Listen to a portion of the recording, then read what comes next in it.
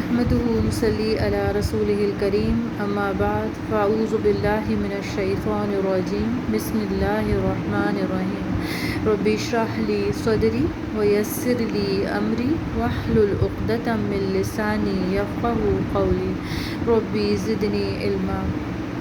السلام علیکم۔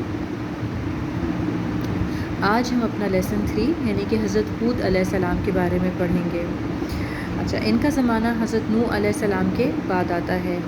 جب طوفان نوح کے بعد سب سے پہلے قوم عاد نے، جنہیں عاد اولا بھی کہا جاتا ہے، بت پرستی اختیار کی، تب اللہ تعالیٰ نے حضرت ہود علیہ السلام کو اپنا پیغمبر بنا کر بھیجا۔ عاد دراصل ایک کربی قبیلہ تھا جن کی رہائش امان اور حضر موت کے درمیان ریت کی ٹیلوں والے علاقے احقاف میں تھی۔ یہ علاقہ سمندر کے کنارے واقع تھا۔ یہ لوگ زیادہ تر لمبے لمبے ستونوں والے خیموں میں رہتے تھے۔ اچھا، ان میں بھی وہی میجر پرابلم، وہ کیا؟ تکبر، جو شیطان کی عادت ہے، شیطان اور حزب الشیطان کے جو لوگ ہیں ان کا طریقہ ہے، وہی ان کے اندر بھی تھا۔ تکبر کیوں تھا؟ کیونکہ اللہ تعالیٰ نے ان کو کاریگری میں بہت ماہر کیا تھا، پھر ان کو ایسے دراز کر دیے تھے جس پر ان کو بہت فخر تھا، ٹھیک، اور ان کا کہنا تھا کہ ہم جیسا تو دنیا میں کوئی پیدا ہی نہیں ہوا۔ تو انشاء اللہ تعالیٰ ہم قرآن میں جہاں جہاں قوم عاد اور ان کے انجام کا ذکر ہے اس کو پڑھیں گے اور اس میں سے سبق حاصل کرنے کی کوشش کریں گے، ٹھیک۔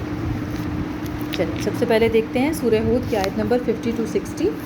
اور ہم نے عاد کی طرف ان کے بھائی ہود کو بھیجا، انہوں نے کہا کہ اے میری قوم، اللہ ہی کی عبادت کرو، اس کے سوا تمہارا کوئی معبود نہیں، تم شرک کر کے اللہ پر محض بہتان باندھتے ہو۔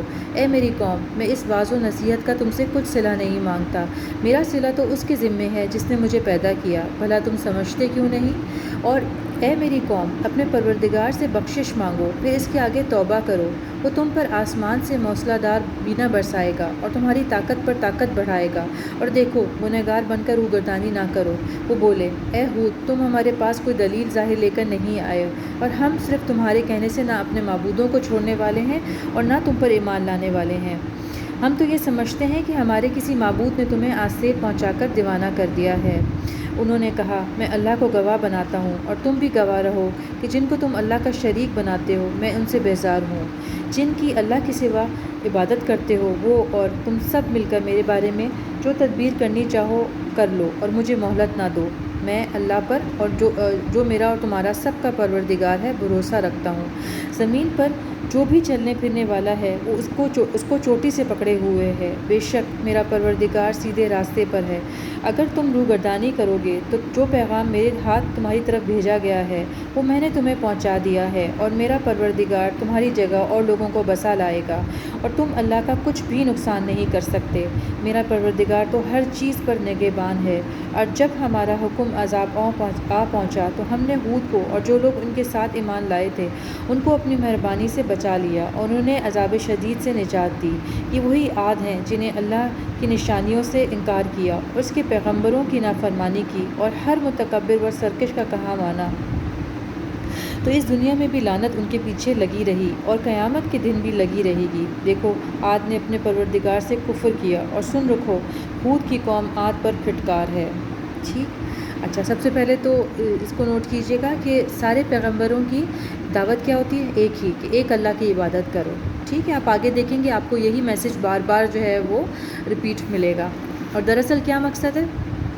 سب سے پہلے تو جن سے مخاطب کیا جا رہا ہے یہ قرآن کس سے تھا؟ وہ مکے والوں سے تھا، تو مکے والوں کو بھی بتایا جا رہا ہے کہ کیا پیغام لے کر پچھلے جو پیغمبر تھے وہ بھی کیا پیغام لے کر آئے تھے، اور وہی چیز تو حضور صلی اللہ علیہ وسلم تمہیں دے رہے ہیں، تو کیوں تم انکار کر رہے ہو، اور انکار کا کیا انجام ہے، ٹھیک ہے نا۔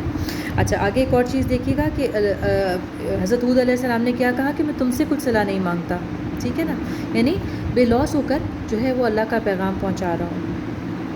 پھر آگے سے انہوں نے سلوشن بھی بتایا کہ دیکھو اللہ تعالیٰ تمہیں مزید طاقت دے گا اگر تم توبہ کر لو گے تو، ٹھیک ہے۔ تو جو بھی تکبر کرتا ہے یا اس طرح کی چیز، یا پیغمبر کا کہا نہیں مانتا، یا ہم قرآن کو نہیں مانتے، تو کیا ہوتا ہے؟ پھر اللہ تعالیٰ کی پکڑ آتی ہے۔ لیکن اس سے بچنے کے لیے ہم چاہیں تو ہمارے پاس یہ آپشن ہے کہ ہم توبہ کر لیں، ٹھیک ہے نا۔ اور پھر ان کے جو لوگ تھے انہوں نے کیا، قوم عاد نے کیا کہا؟ بجائے ماننے کے انہوں نے الٹا حضرت ہود علیہ السلام ہیں ان کے اوپر ہی الزام لگانا شروع کر دیا. ہمیں یہی چیز دیکھیں حضور صلی اللہ علیہ وسلم کے دور میں بھی کیا تھا, وہ لوگ یہی کہتے تھے نا کہ آپ کو ایسا لگتا ہے کہ آپ دیوانے ہیں, ٹھیک ہے نا, یہ آپ شاعری کر رہے ہیں, آپ پہ جادو کر دیا گیا ہے, آپ پہ عصیب ہو گیا. تو یہی ان کی قوم بھی یہی کہہ رہی ہے نا. تو یہی چیز جو ہے وہ انہوں نے کہا کہ ہمیں لگتا ہے کہ ہمارے کسی معبود نے جو ہے وہ آپ کے اوپر وہ کر دیا ہے اور آپ پر عصیب آیا ہوا ہے, یعنی آپ دیوانے ہو گئے ہیں. اچھا, پھر یہ دیکھیں کہ حضرت ہود علیہ السلام کا کانفیڈنس, انہوں نے کیا کہا تھا, انہوں نے کہا میں اللہ پر اور جو میرا اور تمہارا سب کا پروردگار ہے بھروسہ رکھتا ہوں. یعنی ان کو لوگوں کی کوئی پرواہ نہیں ہے, اگر دنیا ساری کہہ رہی ہے کہ یہ چیز غلط ہے, لیکن اگر اللہ کہہ رہا ہے تو انہوں نے کیا کہا کہ مجھے اللہ پہ بھروسہ ہے. اور آپ سارے پیغمبروں کو دیکھیں گے کہ وہ یہی چیز جو ہے وہ کہتے ہیں. اور یہ حضرت ابراہیم کے بھی آپ کو قصے میں آپ دیکھیں گے ان شاء اللہ تعالیٰ, ان کی بھی بہت پیاری دعا ملتی ہے, حسبی اللہ, یعنی میں نے اللہ پہ توکل کی. ٹھیک. اچھا, اور تھوڑی سی اور صورتیں دیکھ لیتے ہیں جس میں قوم عاد کا ذکر ہے. سورہ داریات آیت نمبر 41 اور 42. اور عاد کی قوم کے حال میں بھی نشانی ہے جب ہم نے ان پر نامبارک ہوا چلائی, وہ جس چیز پر چلتی اسے ریزہ ریزہ کیے بغیر نہ چھوڑتی. ٹھیک. اچھا, ایک اور صورت دیکھتے ہیں, سورہ نجم آیت نمبر 50 سے 55. اور یہ کہ اسی نے عاد اول کو ہلاک کر ڈالا اور سمود کو بھی, جو کہ انشاءاللہ تعالی ہم نیکسٹ لیسن میں پڑھیں گے, قوم سمود کا قصہ. غرض کسی کو باقی نہ چھوڑا. اور ان سے پہلے قوم نوح کو بھی, بلا شبہ وہ لوگ بڑے ہی ظالم اور بڑے ہی سرکش تھے, اور اس نے الٹی ہوئی بستیوں کو دے پٹخا, پھر ان پر چھایا جو چھایا. تو اے انسان, تو اپنے پروردگار کی کون کون سی نعمت پر جھگڑے گا.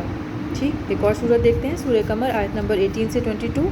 عاد نے بھی تکذیب کی تھی, سو دیکھ لو میرا عذاب اور ڈرانا کیسا ہوا. ہم نے ان پر سخت منحوس دن میں آندھی چلائی, وہ لوگوں کو اس طرح اکھیڑے ڈالتی تھی گویا اکھڑی ہوئی کھجوروں کے تنے ہیں. سو دیکھ لو کہ میرا عذاب اور ڈرانا کیسا ہوا. اور ہم نے قرآن کو سمجھنے کے لیے آسان کر دیا ہے, تو کوئی ہے کہ سوچے اور سمجھے.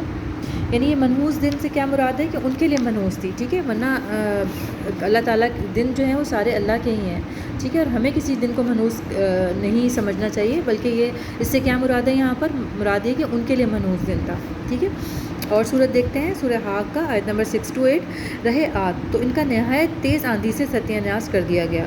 اللہ نے اسے 7 رات اور 8 دن لگاتار ان پر چلائے رکھا. تو اے مخاطب, تو لوگوں کو اس طرح گرے اور مرے پڑے دیکھے جیسے کھجوروں کے کھوکھلے تنے ہوں. بھلا تو ان میں سے کسی کو بھی باقی دیکھتا ہے.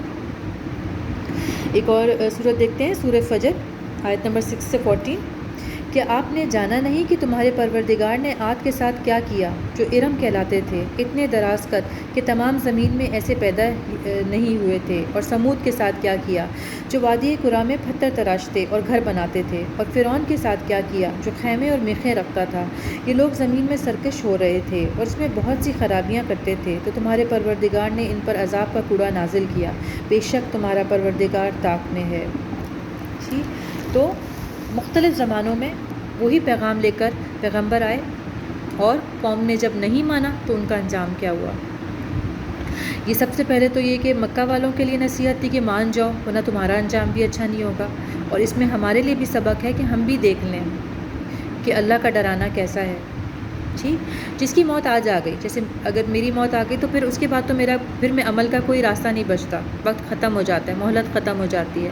ٹھیک. تو اس سے پہلے یہ قرآن ہمیں نصیحت کر رہا ہے کہ ہم سمجھ جائیں, ہمارے اندر جو خامیاں ہیں ان کو ختم کریں اور توبہ کریں, تاکہ اللہ تعالیٰ ہماری نعمتوں میں مزید اضافہ کرے. ٹھیک. انشاءاللہ تعالیٰ ہم کوشش کریں گے کہ اس کو سمجھ کر پڑھیں قرآن کو, اور اس میں سے جو اسباق ملیں ان کو اس پر عمل کریں انشاءاللہ تعالیٰ. ٹھیک ہے. یہیں پر ختم کرتے ہیں. سبحان ربک رب العزت عما یصفون وسلام علی المرسلین والحمد للہ رب العالمین. السلام علیکم ورحمۃ اللہ وبرکاتہ.